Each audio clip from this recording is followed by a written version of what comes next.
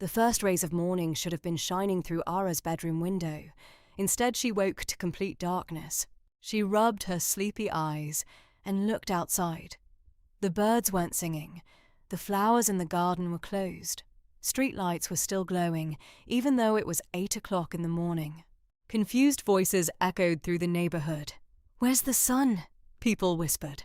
Aara stepped into her garden, where an unusual golden glow caught her eye beneath her favorite sunflower.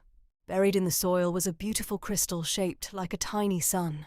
As soon as she picked it up, warm light spread through her hands. Suddenly, the crystal floated into the air. A gentle voice echoed around her. "Aara, the sun has been stolen. Only someone with a brave heart can bring it back."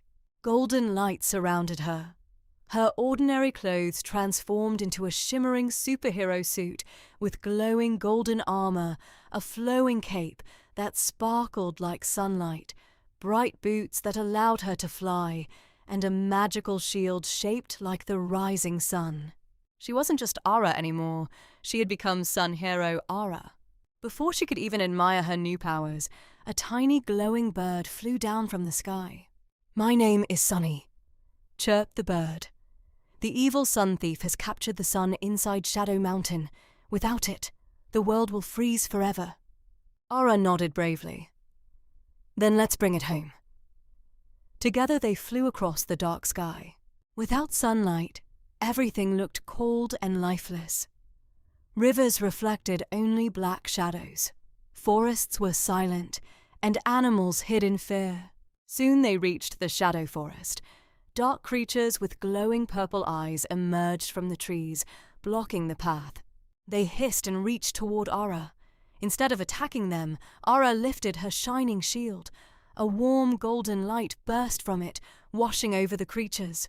One by one, their shadows disappeared, revealing frightened forest animals that had been trapped inside dark magic all along.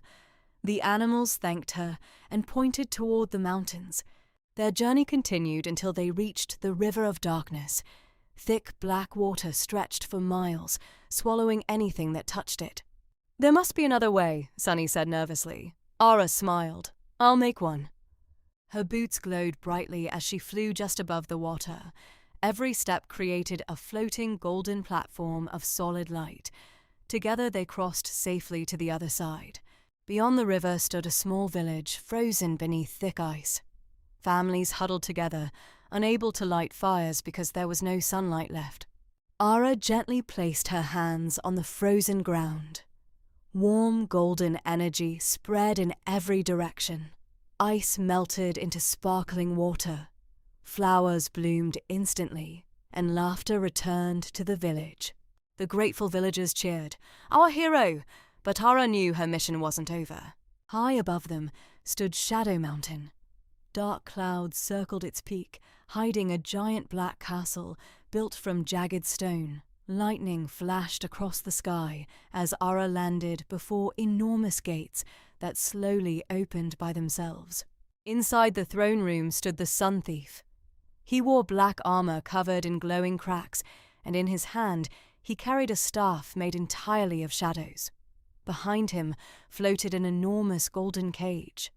Inside it burned the captured sun. The villain laughed.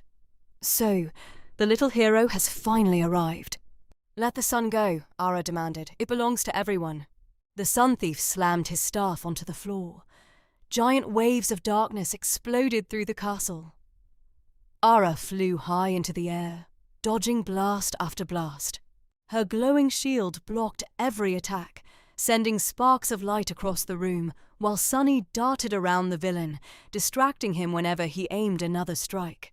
Realizing brute force wasn't enough, the Sun Thief activated 3 magical locks surrounding the sun's cage. Each lock displayed a glowing symbol. The first represented courage, the second represented kindness, the third represented hope. Aara understood immediately. She didn't attack the locks. Instead, she remembered every brave choice she had made, every person she had helped, and every moment she had refused to give up. The crystal around her neck shone brighter than ever. The 3 locks cracked open,